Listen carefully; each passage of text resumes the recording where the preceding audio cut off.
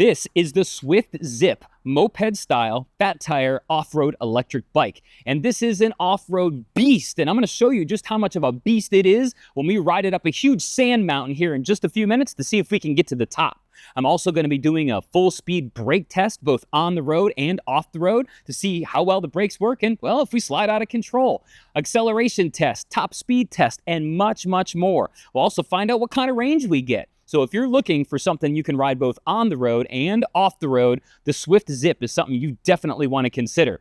But before we do all that, let's go ahead and find out how much this thing costs and what kind of features and specs we're working with. Let's get started. The SWFT Zip comes in only one color, black, and it's currently selling on their website for $1,499. They also include free shipping. Now, if you can't afford to pay everything up front, they do offer monthly payments through Shop Pay starting at $135 a month. Now, the Zip has a powerful 48-volt, 500-watt rear motor that gets this thing up to 20 miles an hour pretty quickly. And I'm going to show you how quick when we go on a ride here in a few minutes and do our acceleration test. So the Zip has front and rear mechanical disc brakes. I kind of feel at this price point they should be using hydraulic brakes, but the mechanical brakes seem to work really well. I haven't had much squeaking out of them yet. I'm starting to hear a little bit, so we'll have to see if it gets any worse. Well, this is a fat tire electric bike, isn't it? So we got to have some fat tires. Look at those babies. So we got 20-inch rims and 4-inch wide fat tires. Now, the fat tires give you extra cushioning when you're going over bumps on the road, especially when you're on off-road trails. Speaking of trails, all these little extra nubbies on here are going to give you extra traction when you're riding on dirt or riding on trails, so you can make sure that you're nice and stable and you don't fall. Of course, you can ride it on the road as well. You just get a little bit of an extra hum from these nubbies on there. Kind of sounds like a big Jeep driving down the road. But overall, these tires are really nice. So the Zip has a 48-volt, 10-amp-hour removable lithium-ion battery. That's going to get you a range of up to 38 miles on a charge. Now, SWFT does say that if you're going to be using the throttle only, you'll probably get around 22 miles, which is cool that they're being honest about it. It also has a 600 charging cycle lifespan, which means that you're not going to see any degrading of range for 600 full charges. That's like 1.5 to 2 times as much as the average e-bike or electric scooter, and that's a great feature. That means you're not going to have to buy a new battery for a long, long time. Now, right up here is your charging port, and you also have an on and off switch here. So if you do buy this bike and you can't turn it on up in the cockpit, don't forget, you have to turn the on and off switch down here on the battery itself for the bike to power on.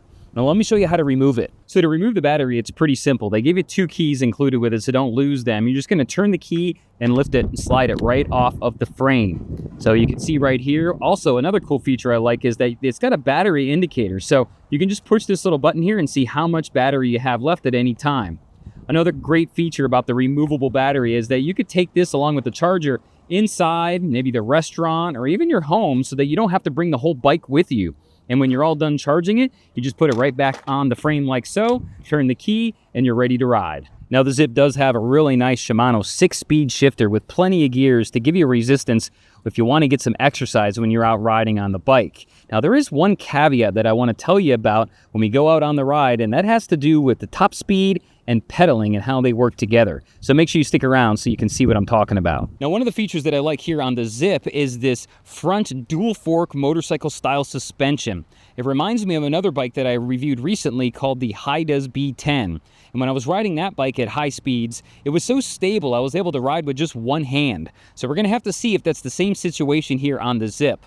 Now, unfortunately, we don't have any rear suspension, so we're going to have to see how that affects the overall ride here on the Zip in just a few minutes when we head out on the ride. Now, of course, we couldn't leave out this big motorcycle-style seat here. It's actually one of the most prominent features here on the Zip itself. And what's really cool is they've given us an area for the rider and then a raised area back here for a second person.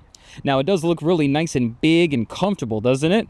Unfortunately, it does feel a little bit hard, so after our long ride, we're going to have to determine whether our butt hurts or not, so make sure you stick around for that. Now, up in the cockpit here, it's pretty simple. We've got our grips over here, which actually have palm rest on them and are really grippy, so if you live in a place like me in South Florida, where it is super hot all the time, you don't have to worry about not having enough grip. Of course, you got your brake lever here. We have a nice LCD screen that has some pretty easy controls. To power on the bike, you're just going to hold on to that power button and it will turn the bike on and off. Give yourself a few extra seconds. This one seems to take a little bit longer than normal. And then to go for your different speed modes, we're right now in pedal assist 1. You just push the up arrow and it's pedal assist 2. and pedal assist 3. To go back down, pedal assist 2 and pedal assist 1. All right. Now over on this side, we've got our Shimano 6-speed shifter. You're going to go from 6 to 1 by pushing the lever, and then the button is going to make you go from 1 up to 6. You do have a half twist throttle here, which I kind of like. I kind of like the full throttle here because you kind of have to turn half your hand and then hold it at the same time, when I'd rather just turn the entire grip. All right, let's go ahead and start off our ride with an acceleration test. And this is where I test how long it takes to get to the top speed, in this case, 20 miles an hour. Now, I gotta say, the other product that I have tested from Swift, the Max G electric moped, only had a 400-watt motor, but it felt like it was a 1,000-watt motor. So I'm interested to see if this thing has got some good pickup, or does it take a long time to get to that top speed. So let's go ahead and use the 0 start, and let's go. 1, 2, 3, 4, 5, 6, 7, 8, 9. 9 seconds. That's it. 9 seconds is all it takes to get to 20 miles an hour. That's pretty good for a 500-watt motor. It definitely has some get up and go. If you look, when I hit that throttle, it wants to jerk me forward. So even I could probably look at that, pull the wheel right off the front, off the ground. It wants to go so bad.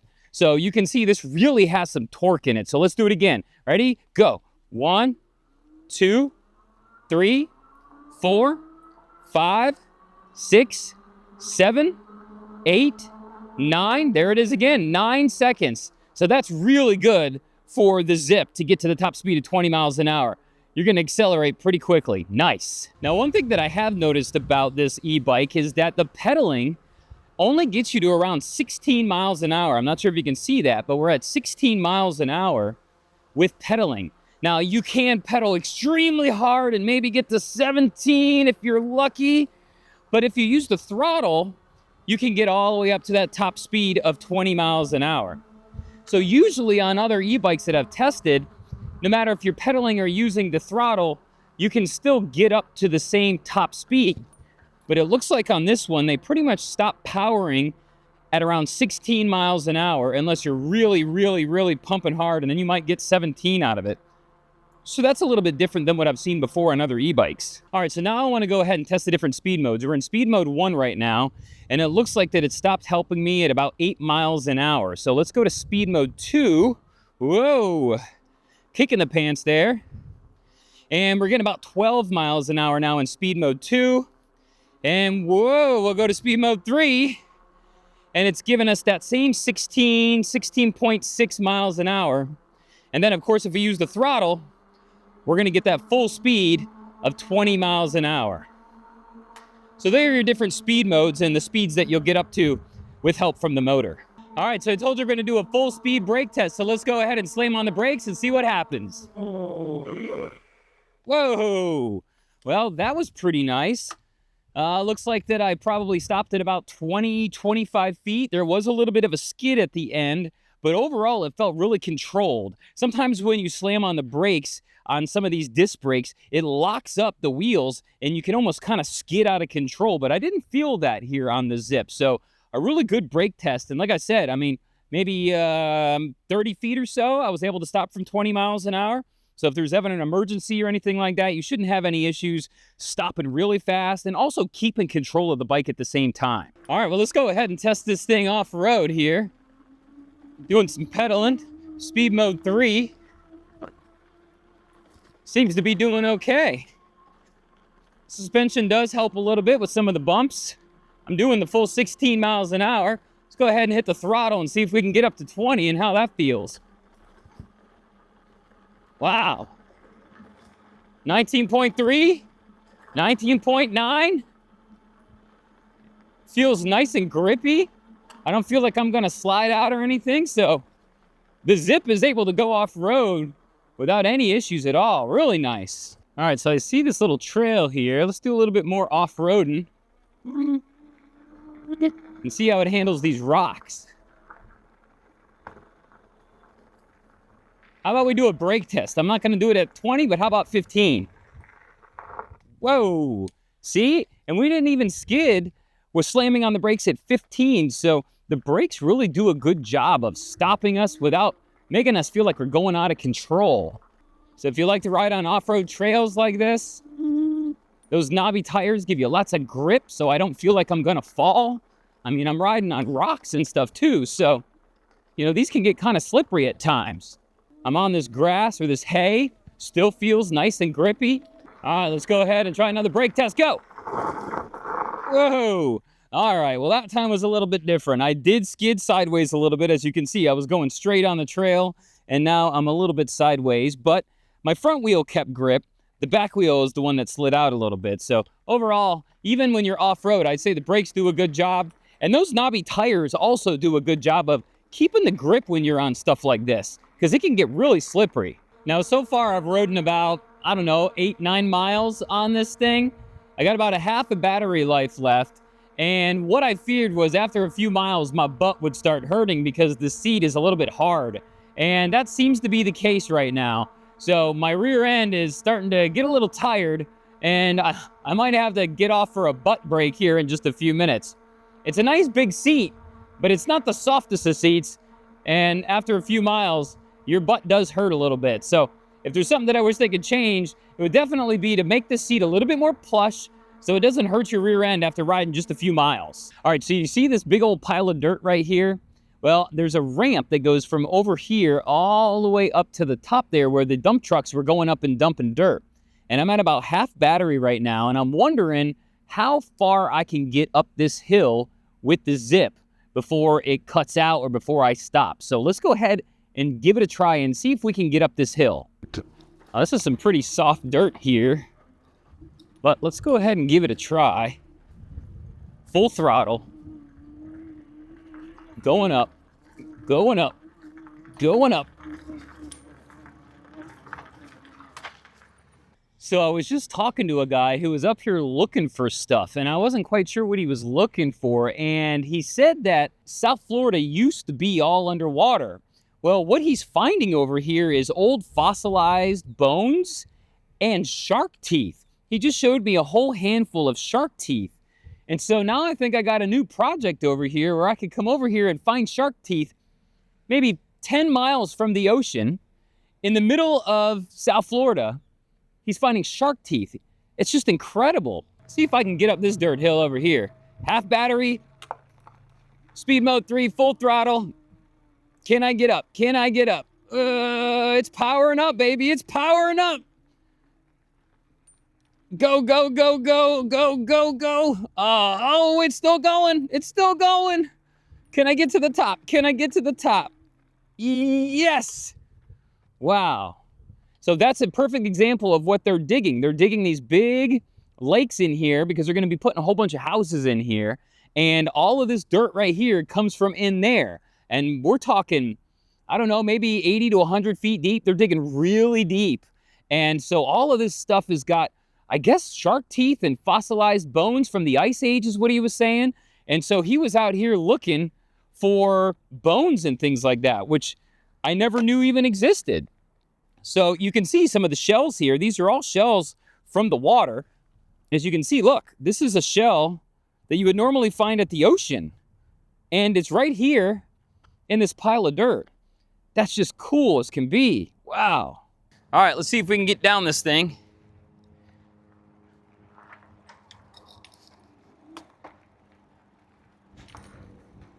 Look, there's one. Here's a shell you might find at the beach. Right there. Look at that. There's another one right there. Look at that one. And one right here. Wow. I had no idea. So you never know what you're going to learn when you're out filming a YouTube video. I'm going to have to come back out here on my own and see if I can find some shark teeth. That's so cool. Anyways, back to the video. Doing some off-roading. Half battery. Not having an issue. Ooh, suspension. Working pretty good. Ugh. Tires gripping. Look at that. I can still turn. Riding in these ruts. No problems at all. All right, so I'm down to about 2 battery bars right now, and I've been under throttle basically the whole time. I've gone about 17 miles on this ride so far. And I wanted to see how close I could get to that 22-mile figure that they were talking about using throttle only, and I feel like I'm going to get there.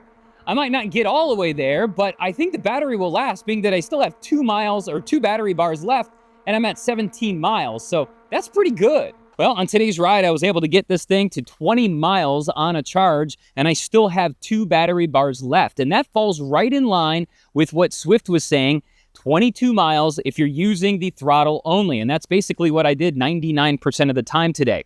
So having 2 battery bars left, I definitely think I could reach that 22 miles, if not even more, on a single charge using the throttle only. Now, keep in mind, you can get up to 38 miles on a charge if you're pedaling most of the time. But I really think that that's a good job and real honest of them to tell us, hey, if you're going to use that throttle the whole time, you're only going to get around 22 miles, and that seems to be the case. Something else that I like about this thing is the acceleration. For 500 watts, this thing gets up and goes. It is zippy, and maybe that's why they gave the bike the name the Zip, because it gets up and goes. As you saw on my acceleration test, we were able to get up to 20 miles an hour in just 9 seconds, which is really, really nice. Also, the brakes work really well. The front and rear disc brakes have got no squeaking so far, which is always a huge pro when it comes to disc brakes on electric bikes and scooters. But it was also able to provide a controlled stop when I was going full speed and slam down the brakes at 20 miles an hour on the pavement, only skidding those last few feet, but still feeling like I was in full control and not going to crash. Now, when we were on the off-road trails and the rocks and things like that, I was able to also slam on those brakes at around 15 miles an hour. And while the rear end did slide a little bit, the front kept its full grip. And again, I didn't feel like at any point in time I was going to crash or go out of control. So the brakes work really well. I also like that front suspension. Now, do I wish we had rear suspension? Yes, it probably would smooth things out a little bit more. But the front suspension worked really well when going off-road and riding over some of those bumps or jumping curbs, as you saw me do earlier as well. So the front suspension is nice and squishy and smooths out the ride for sure. Now, something that I don't like about it is this seat right here. The seat is a little bit too hard. Now, I know it looks nice and big and plush and cushy, but it's not. It's definitely a hard seat. So when you ride a few miles, your butt starts to hurt, get a little bit numb, and you got to take a break and get off it for a few minutes to let the blood get back to your rear end. So if I had to change anything, it would be to please make this seat a little bit more plush, a little bit more squishy, so that when you're riding for a few miles, your butt doesn't start to hurt. One more thing that I thought was not one of my favorites, and that's the fact that you can only pedal up to 16 miles an hour, with the top speed being 20 miles an hour. Now, of course, you can use the throttle to get to that 20 miles an hour, but you can't pedal up to 20 miles an hour, and that's something different than I've seen on any other e-bike that I've tested. Usually, you can do either or and get to the top speed before the motor cuts off. In this case, the motor stopped helping me at 16 miles an hour, and I would have to pedal really hard just to get to 17 miles an hour, while the throttle gets me to 20 really easily. So those are just a couple of things that I wasn't a fan of, but overall, it's a really nice bike. It's really comfortable to ride. It's fast. It accelerates fast. And so overall, I think that you'd really like it.